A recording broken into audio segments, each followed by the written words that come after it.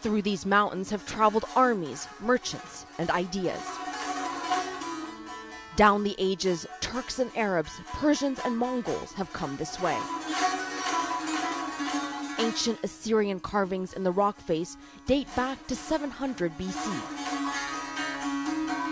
And above the city of Erbil, the citadel dates back 8 millennia, the oldest continuously inhabited site in the world. And history lives on.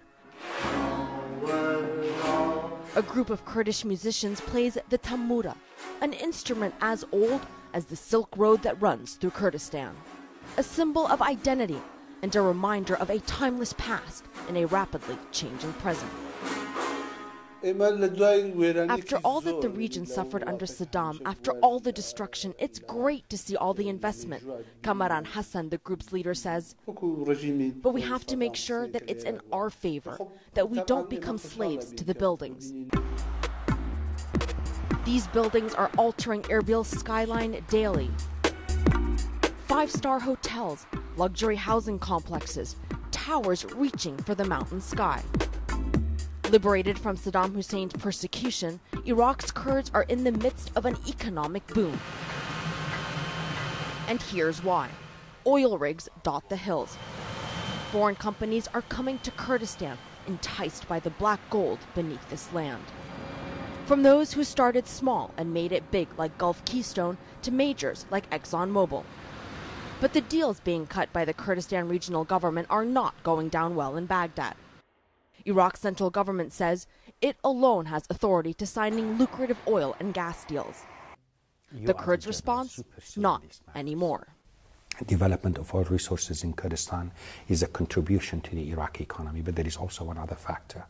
Our recent history is very instructive.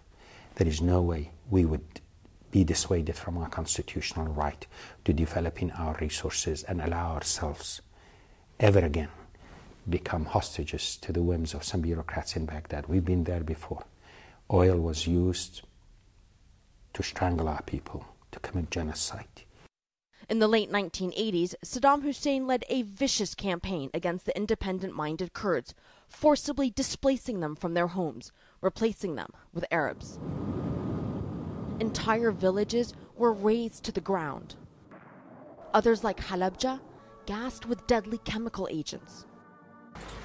After the Kurds rose up against Saddam Hussein in 1991, the U.S. and allies came to their aid with a no-fly zone to keep Iraqi forces out. Kurdish militia, known as Peshmerga, joined American troops during the 2003 U.S.-led invasion of Iraq. Now, the Kurds boast that their region is the other Iraq.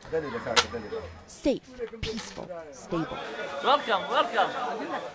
I believe Kurdistan is now an important hub of economic activity, is an important market in its own right, but it is also more important when you think of it as a gateway to the larger Iraqi market. This is our vision.